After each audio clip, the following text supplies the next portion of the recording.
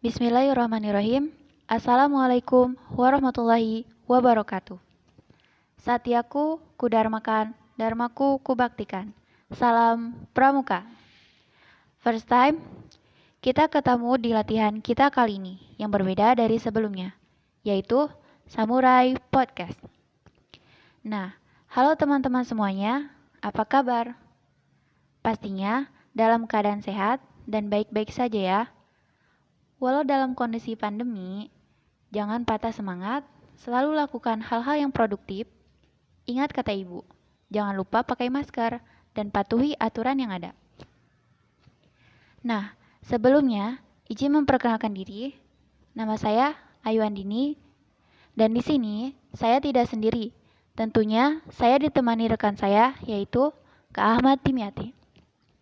Kali ini kita akan mengulas sedikitnya tentang relevansi kegiatan pramuka di masa pandemi. Pramuka tak ayal merupakan kata yang sangat familiar bagi siapapun yang hidup di negeri Indonesia. Serba coklat merupakan ciri khasnya. Tunas kelapa adalah lambangnya. Kegiatan lapangan, mendirikan tenda, tali temali, morse, dan semapur adalah stereotipnya.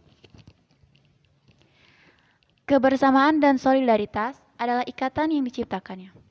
Dan jiwa yang suka berkarya merupakan pemaknaan dari akronim Praja Muda Karana.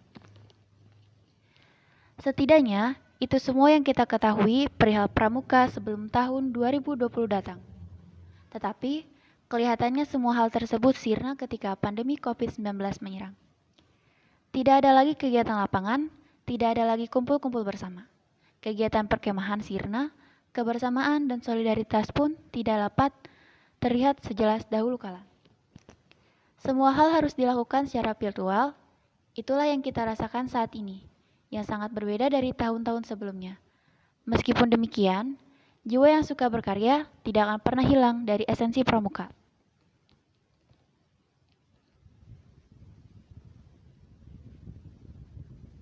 Berbicara mengenai pramuka sendiri, tentu tidak bisa dilepaskan dari sejarahnya yang bermula dari kepramukaan dunia.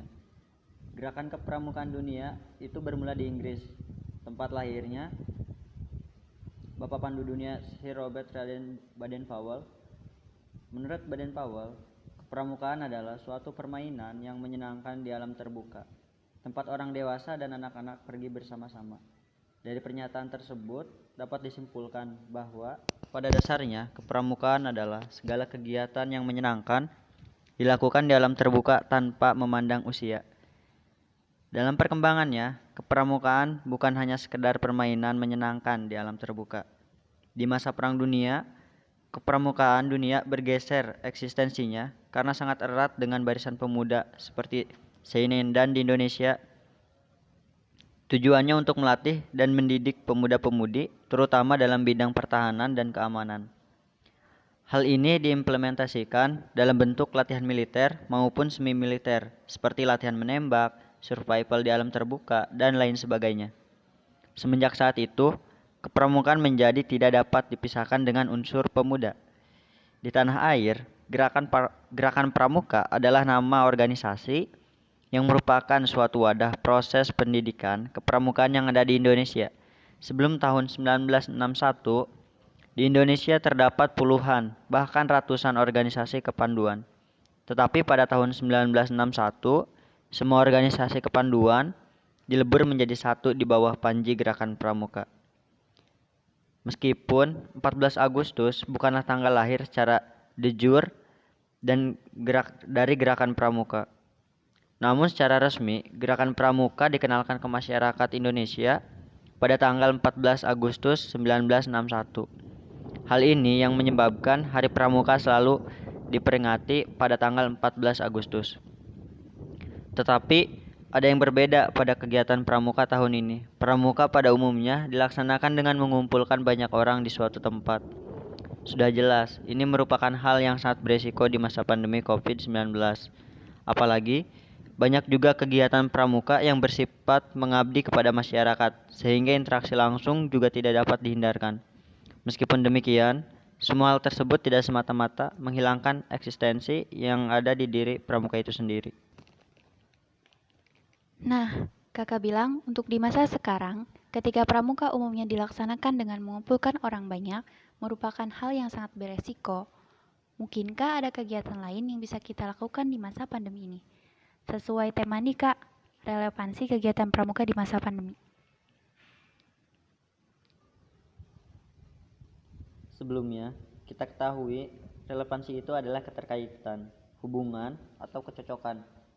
Nah, di masa pandemi ini masih banyak kegiatan yang bisa kita lakukan dan tetap harus produktif kan. Kegiatan yang bisa kita lakukan yaitu mengadakan seminar online, program latihan di rumah.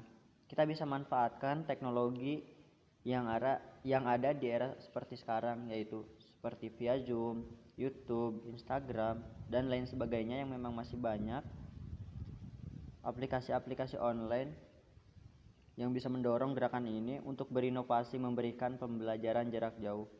Hal ini merupakan pendidikan serta menambah aktivitas di rumah pada masa COVID-19 tentunya. Tentunya materi-materi latihan ini juga disesuaikan melalui poin-poin dalam SKU, buku yang wajib dimiliki oleh setiap anggota gerakan pramuka sebagai persyaratan untuk mendapat tanda kecakapan umum.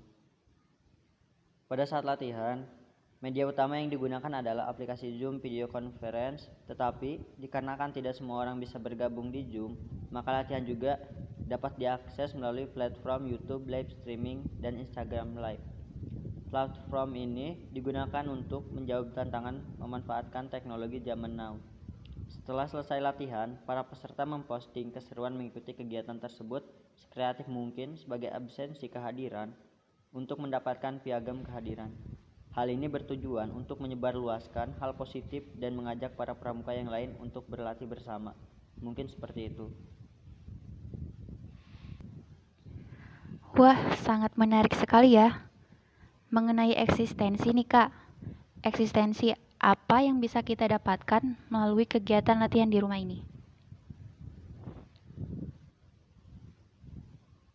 Nah, eksistensi yang bisa kita dapatkan dalam pendidikan, yang hal ini adalah pramuka di rumah dapat menjadi contoh model pembelajaran jarak jauh yang cukup diminati. Pada akhirnya, program semacam ini merupakan program yang mencerminkan jati diri pramuka sesuai lambang gerakan pramuka, yaitu tunas kelapa, selalu dapat tumbuh di mana saja dan bermanfaat bagi kita semua. Ujungnya, pandemi COVID-19 ini tetap memberikan kita pelajaran bagi siapapun yang tetap kreatif, inovatif, dan adaptif pada segala situasi.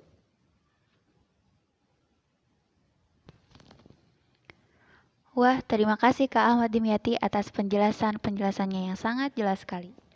Sangat penuh dengan keeksistensian ya.